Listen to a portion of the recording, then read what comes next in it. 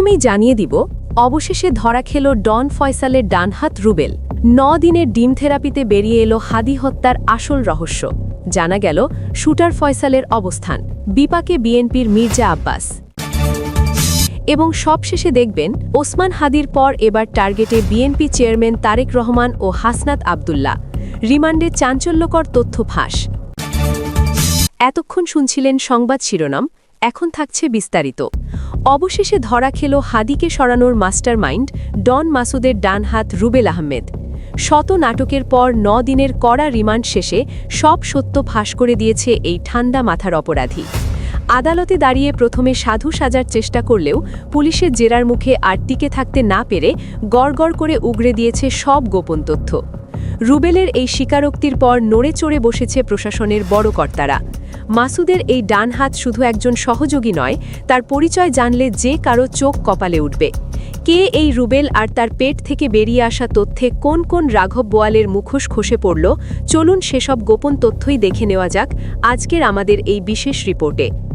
এতদিন যারা পর্দার আড়ালে থেকে কলকঠি নাড়ছিল এবং প্রশাসনের চোখে ধুলো দিয়ে রাজার হালে ঘুরছিল, তাদের দিন এবার ফুরিয়ে এসেছে। রুবেল আহমেদ নামের এই লোকটি নিজেকে খুব শেয়ানা মনে করত।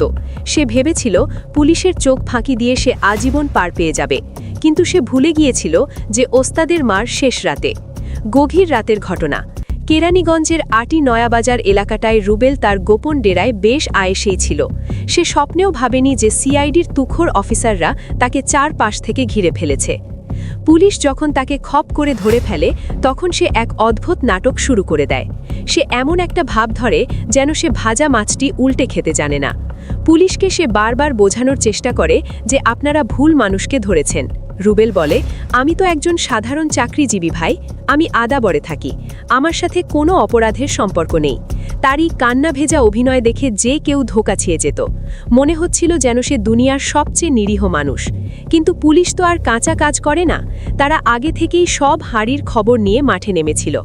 রুবেলকে যখন আদালতে তোলা হয়, তখনও তার মুখে ছিল সেই একই বুলি। সে বিচারকের সামনে নিজেকে নির্দোষ দাবি করে মায়া কান্না শুরু করে দেয়। কিন্তু তার এই কুমিরের কান্না বেশিক্ষণ টেকেনি। আদালত যখন তাকে রিমান্ডে পাঠানোর আদেশ দেয়, তখন তার চেহারার রং ফ্যাকাশে হয়ে যায়। এরপর শুরু হয় আসল অ্যাকশন। টানা 2 দফায় মোট 9 দিন তাকে পুলিশের বিশেষ মেহমানদারিতে রাখা হয়। আর এই 9 দিনের কড়া ধোলাইতে কাজ হয়েছে জাদুর মতো। পুলিশের জেরার মুখে তার সব বাহাদুরি আর গলাবাজি নিমিষেই চুপসে যায়। এরপর সে যখন আবার আদালতে আসে, তখন সে আর আগের সেই রুবেল নেই। রুবেল তখন সোজা তোতা পাখির মতো সব স্বীকার করতে শুরু করে। 164 ধারায় জবানবন্দিতে সে যা বলেছে তা শুনে আদালতের উপস্থিত সবাই চমকে গেছেন। সে নিজের মুখে স্বীকার করেছে যে হাদিকে পৃথিবী থেকে সরিয়ে দেওয়ার মিশনে সে ছিল অন্যতম প্রধান কারিগর এবং মাসুদের সব অপকর্মের সঙ্গী। এখন প্রশ্ন হলো, এই রুবেল আসলে কে এবং তার খুঁটির জোর মূলত কোথায়? আর তদন্ত করতে গিয়ে বেরিয়ে এসেছে এক পিলে চমকানো তথ্য। এই রুবেল কোনো সাধারণ ছিকে মাস্তান নয়। সে হলো সাবেক ছাত্রলীগ সাধারণ সম্পাদক গোলাম রাব্বানির জিগরি দোস্ত বা অত্যন্ত ঘনিষ্ঠ বন্ধু। এই সেই গোলাম রাব্বানি যার নাম শুনলেই চোখের সামনে ভেসে ওঠে জাহাঙ্গীরনগর বিশ্ববিদ্যালয়ের কোটি টাকার কেলেঙ্কারির কথা। ভিসি ফারজানা ইসলামের কাছে ঈদ সালামির নামে 4 থেকে 6% কমিশন দাবি করে যে নেতা নিজের গদি হারিয়েছিল, এই রুবেল হলো সেই নেটারই ছায়াসঙ্গী। শুধু তাই নয়, গোলাম রাব্বানির বিরুদ্ধে ভুয়াভাবে এমফিলে ভর্তি হয়ে ছাত্রত্ব টিকিয়ে রাখা এবং টাকার বিনিময়ে পথ বাণিজ্য করার মতো জঘন্য সব অভিযোগ আছে। এমন একজন দুর্নীতিবাজ নেতার সাথে যার ওঠা বসা, তার চরিত্র যে ফুলের মতো পবিত্র হবে না তা তো বোঝাই যায়। রুবেল এতদিন এই হাই প্রোফাইল রাজনৈতিক পরিচয় ব্যবহার করেই পার পেয়ে আসছিল। সে ভেবেছিল তার বড় ভাইয়েরা তাকে সব বিপদ থেকে উদ্ধার করবে।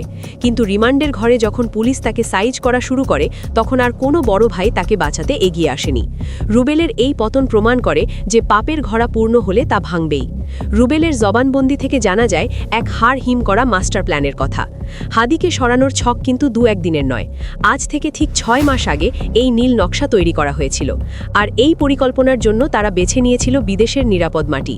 তারিখটা ছিল 2025 সালের ২১ জুলাই শুটার মাসুদ ঢাকা থেকে বিমানে চলে সোজা চলে যায় সিঙ্গাপুরে। সেখানে আগে থেকেই ঘাপটি মেরে বসেছিল সাবেক মন্ত্রী জাহাঙ্গীর কবির নানক, মিরপুরের ত্রাস ইলিয়াস মোল্লা এবং কাউন্সিলর বাপ্পি। সিঙ্গাপুর আর মালয়েশিয়া বর্ডারের এক আলিশান ৫ তারকা হোটেলে তারা সবাই মিলিত হয়। ২১ জুলাই থেকে ২৬ জুলাই পর্যন্ত টানা ৫ দিন ধরে চলে তাদের সেই শয়তানি বৈঠক।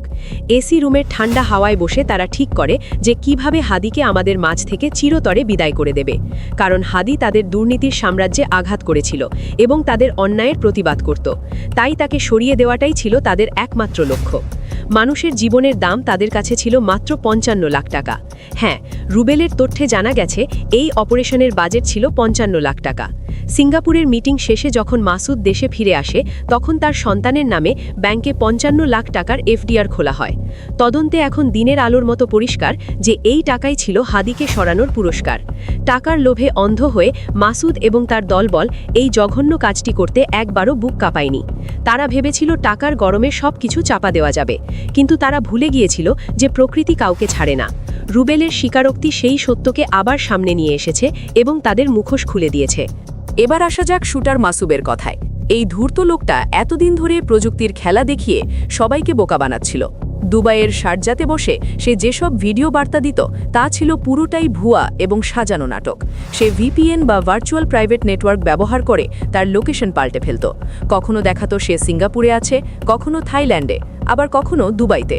ভিডিওতে সে জানালার পর্দা টেনে এবং পেছনে সাদা দেয়াল রেখে কথা বলতো, যাতে কেউ বুঝতে না পারে সে আসলে কোথায় আছে। মাসুদ ভেবেছিল ইন্টারনেটের জাদুকরি দেখিয়ে সে সবাইকে বোকা বানাবে আর আজীবন ধরাছোঁয়ার বাইরে থাকবে।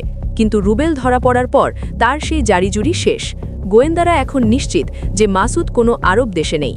তবে সে আসলে ঠিক কোথায় লুকিয়ে আছে সেই খবরটা পুলিশ এখনই কাউকে জানাচ্ছে না। কারণ পুলিশ চায় না মাসুদ আগেভাগে টের পেয়ে আবার নতুন কোনো ফন্দি আটুক বা পাড়ি জমাক। সোজা কথায় পুলিশ এখন চুপচাপ আছে যাতে শিকার হাতছাড়া না হয়। তবে মাসুদের আসল ঠিকানা এখন পুলিশের হাতের মুঠোয়। তারা শুধু সঠিক সময়ের অপেক্ষায় আছে তাকে খপ করে ধরার জন্য। তার এতদিনের সব চালাকি আর কোনো কাজে আসবে না। রুবেলের এই স্বীকারোক্তি হাদি মামলার তদন্তে এক বিশাল বাজিমাত। এতদিন যারা পর্দার আড়ালে থেকে কলকাঠি নাড়ছিল তাদের নাম এখন সবার মুখে মুখে। রুবেল যেহেতু মাসুদের ডান হাত, তাই তার কাছে মাসুদের প্রতিটি পদক্ষেপের খবর ছিল। ৯ দিনের রিমান্ডে পুলিশ তাকে এমনভাবে সাইজ করেছে যে সে আর কোনো তথ্য পেটে রাখতে পারেনি। এখন মাসুদের সেই ডিজিটাল ভণ্ডামি আর কাজে আসবে না। প্রশাসন যদি এখনই অ্যাকশনে যায় তাহলে মাসুদকে দেশে ফিরিয়ে আনা সময়ের ব্যাপার মাত্র। জনগণ এখন দেখতে চায় এই ঠান্ডা মাথার শয়তানদের পরিণতি কি হয়। দেশের মানুষ এখন তাকিয়ে আছে এই নাটকের শেষ দেখার জন্য।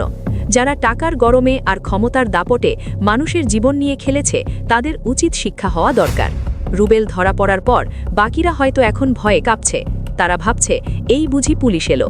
মাসুদের মতো ঠান্ডা মাথার শয়তানরা ভেবেছিল তারা সব সময় ধরাছোঁয়ার বাইরে থাকবে, কিন্তু রুবেলের এই স্বীকারোক্তি তাদের সেই স্বপ্নে জল ঢেলে দিয়েছে।